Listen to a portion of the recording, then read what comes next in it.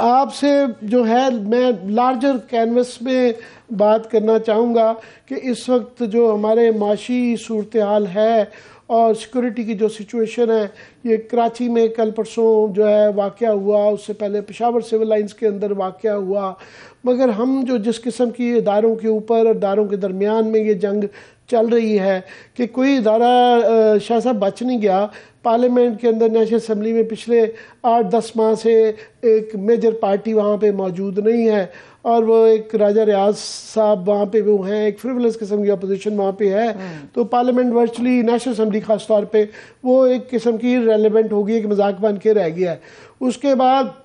جو فوج کا ادارہ ہے وہ جنرل باجوہ کے دور میں خاص طور پہ اس پہ جس قسم کا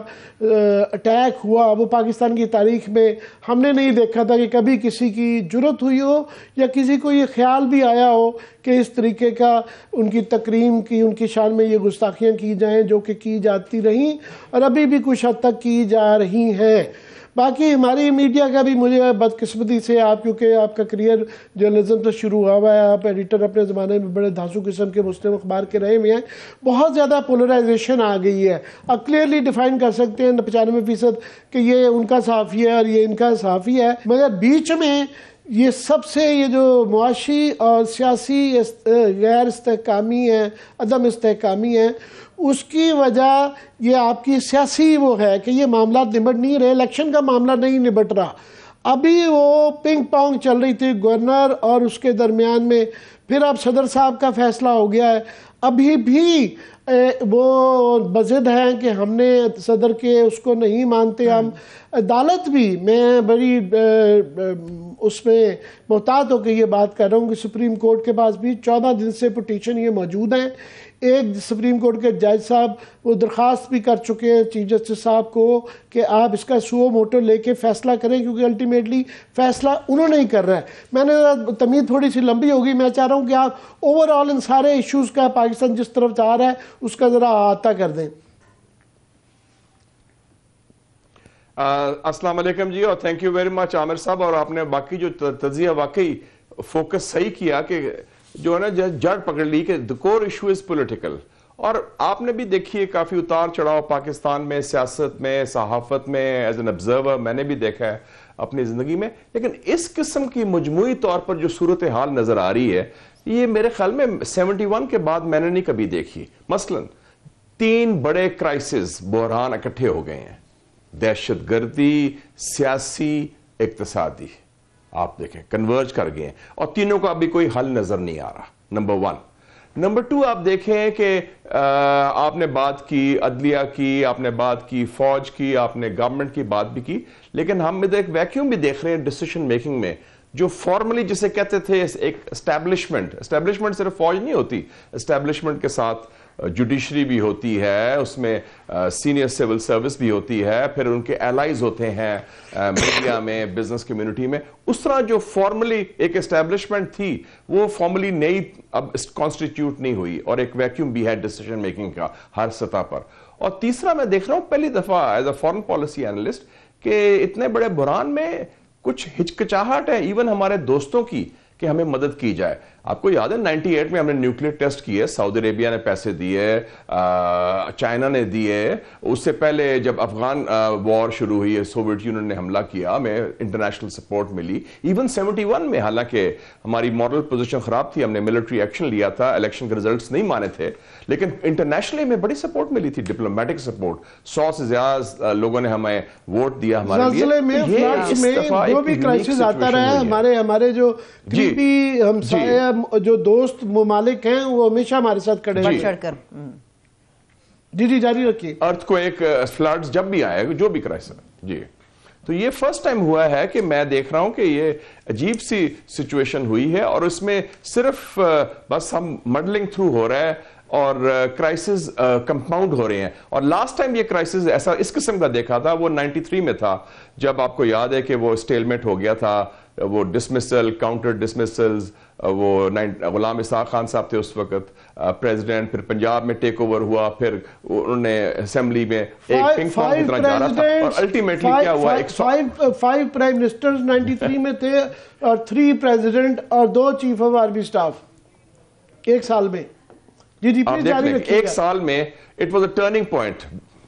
آپ نے بڑی امپورٹنٹ آپ نے یہ فگرز دے دی ہے, اور کیا رزلٹ ہوا؟ ایک سافٹ کو ہو گیا اور سب فارغ ہو گئے. Everybody,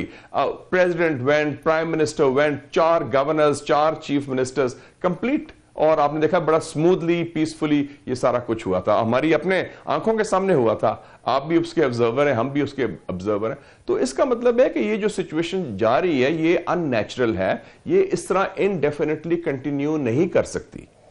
اگر ہم جو سیاسی قائدین ہیں, اگر ہم فیصلے خود نہیں کریں گے تو پھر فیصلے اور جگہ ہوں گے. آپ نے ہنٹ کر دیا, پہلا فیز تو ہے جوڈیشری کا. آپ نے چونکہ ادھر بھی کہہ رہے ہیں کہ انٹرپریٹیشن آئین کے بارے میں ڈیفرنٹ ہے, اسمبلی ڈیزولوشن کے بارے میں, پھر وہ الیکشن ڈیٹ کے اوپر بھی یہ ہو گیا ہے. تو اب supreme court will take a decision. پھر اگر اس کے بیونڈ اگر حالات خراب ہوئے تو پھر آپ کو پتہ ہی ہے کہ we already have always the atomic option in Pakistan, unfortunately. Shah صاحب یہ اٹامک آپشنز کا, اٹامک آپشنز کی جو آپ بات کر رہے ہیں, حالات جو تھے مارشل لاء میں تو رہے, ایون 93 میں وہ جو بروکرز تھے وہ یہ رول پلے کر پاتے تھے, ان کی دونوں طرف لیوریج تھی اور سنی جاتی تھی.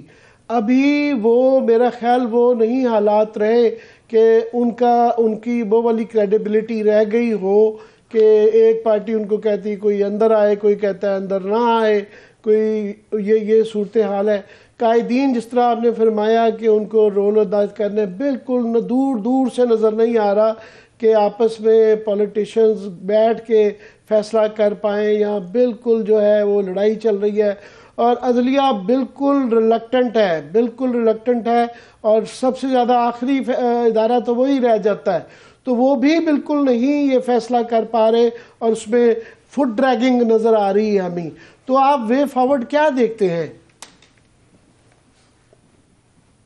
اس میں ایک اور چیز میں ایڈ کر لوں, تھوڑا سا معیشت کی بات بھی ہو جائے. مجھے بڑا دکھ ہوا جب میں نے ایک سٹیٹمنٹ کل دیکھا IMF کی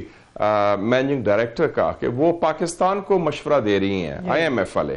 کہ جناب آپ امیروں پر ٹیکس لگائیں اور غریبوں کو ریلیف دیں. یہ ان کا بیان آیا ہے فارملی,